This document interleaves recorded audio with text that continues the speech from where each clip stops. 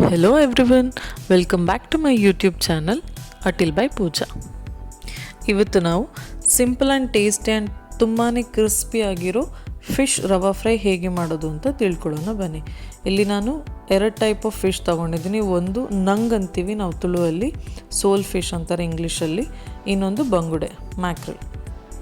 First step ಬಂದುಬಿಟ್ಟು marination. ಫಿಶ್ನ ಇವಾಗ ಚೆನ್ನಾಗಿ ಕ್ಲೀನ್ ಮಾಡಿಕೊಂಡು ಮ್ಯಾರಿನೇಟ್ ಮಾಡಬೇಕು.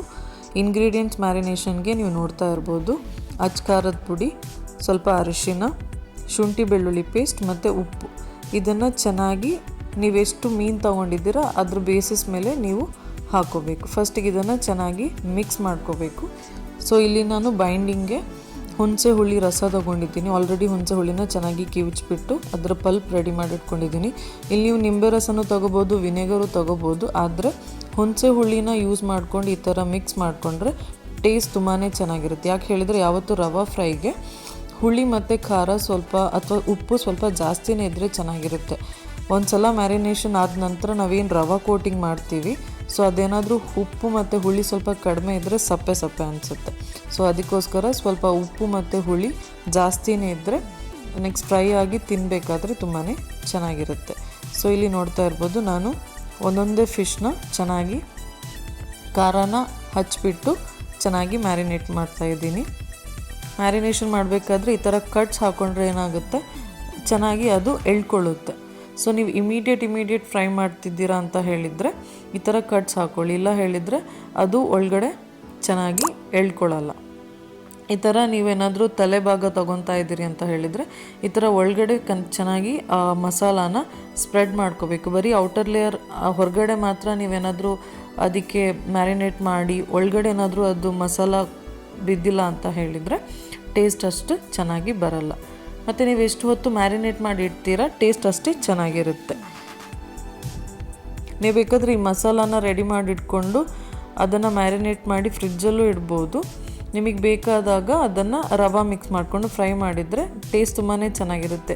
ಖಾರ ಮತ್ತು ಹುಳಿ ಉಪ್ಪು ಎಲ್ಲನೂ ಚೆನ್ನಾಗಿ ಎಳ್ಕೊಂಡು ನಿಮಗೆ ಬೇಕಾದಂಗೆ ನೀವು ರವಾ ಕೋಟಿಂಗ್ ಮಾಡಿಬಿಟ್ಟು ಫ್ರೈ ಮಾಡ್ಬೋದು. ಸೊ ಇಲ್ಲಿ ನೆಕ್ಸ್ಟ್ ನಾನು ಸೋಲ್ ಫಿಶ್ ತೊಗೊತಾ ಇದ್ದೀನಿ. ಇದೂ ತುಂಬ ಚೆನ್ನಾಗಿರುತ್ತೆ. ಈ ಫಿಶ್ಗೆ ಕಟ್ಸ್ ಏನೂ ಬೇಕಾಗಿರಲ್ಲ. ಯಾಕೆ ಹೇಳಿದರೆ ಆಲ್ರೆಡಿ ಅದರ ಒಂದು ಲೇಯರ್ ಆಫ್ ಸ್ಕಿನ್ನ ತೆಗೆದಿಟ್ಟಿರ್ತಾರೆ. ಸೊ ಹಾಗಾಗಿ ಇದಕ್ಕೆ ಯಾವುದೇ ರೀತಿಯಾದಂತಹ ಕಟ್ಸ್ ಏನೂ ಬೇಕಾಗಿಲ್ಲ. ಈ ಥರ ಒಂದೊಂದೇ ಭಾಗಕ್ಕೆ ಈ ಥರ ಹಚ್ಚಿಬಿಟ್ಟು ಚೆನ್ನಾಗಿ ಮ್ಯಾರಿನೇಷನ್ ಮಾಡಿ ಇಟ್ಕೋಬೇಕು.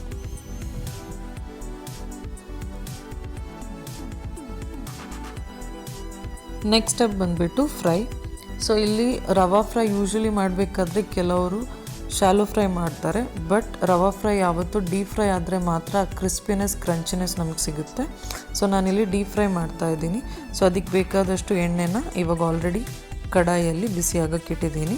ನೆಕ್ಸ್ಟ್ ಇವಾಗ ರವೆ ಅಪ್ಲೈ ಮಾಡ್ಕೋಬೇಕು. ಸೊ ತುಂಬಾ ದಪ್ಪ ಕೋಟಿಂಗ್ ಮಾಡೋಕ್ಕೆ ಹೋಗಬಾರ್ದು.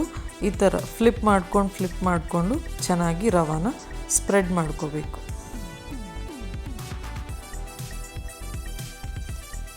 ಸೊ ಎಲ್ಲ ಕಡೆನೂ ರವೆ ನೀಟಾಗಿ ಸ್ಪ್ರೆಡ್ ಆಗೋ ಥರ ನೋಡ್ಕೋಬೇಕು.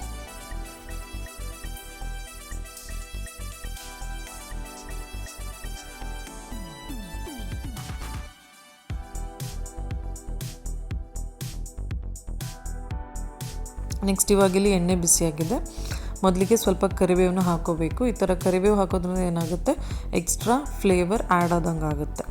ಸೊ ನೆಕ್ಸ್ಟ್ ಇವಾಗ ಎಣ್ಣೆ ಬಿಸಿಯಾಗಿದೆ ಅಂತ ಕನ್ಫರ್ಮ್ ಆದ ನಂತರ ಇಲ್ಲಿ ಮ್ಯಾರಿನೇಟ್ ಮಾಡಿರೋ ಅಂದರೆ ಕೋಟಿಂಗ್ ಮಾಡಿರೋ ಫಿಶ್ನ ಹಾಕ್ತಾಯಿದ್ದೀನಿ. ಸೊ ಈ ಥರ ಎಣ್ಣೆ ಬಿಸಿ ಇದ್ದರೆ ಮಾತ್ರ ಏನಾಗುತ್ತೆ, ರವೆ ಹಾಗೆ ಅಂಟ್ಕೊಂಡಿರುತ್ತೆ. ಒಂದು ವೇಳೆ ಏನಾದರೂ ಎಣ್ಣೆ ಇನ್ನೂ ಬಿಸಿಯಾಗಿಲ್ಲ, ನೀವು ಸ್ವಲ್ಪ ಅರ್ಜೆಂಟ್ ಮಾಡಿ ಫಿಶ್ನ ಹಾಕಿದ್ದೀರಾ ಅಂತ ಹೇಳಿದರೆ ಆ ರವೆ ಫುಲ್ ಎಣ್ಣೆಯಲ್ಲಿ ಬಿಟ್ಕೊಳ್ಳೋಕೆ ಶುರು ಆಗುತ್ತೆ.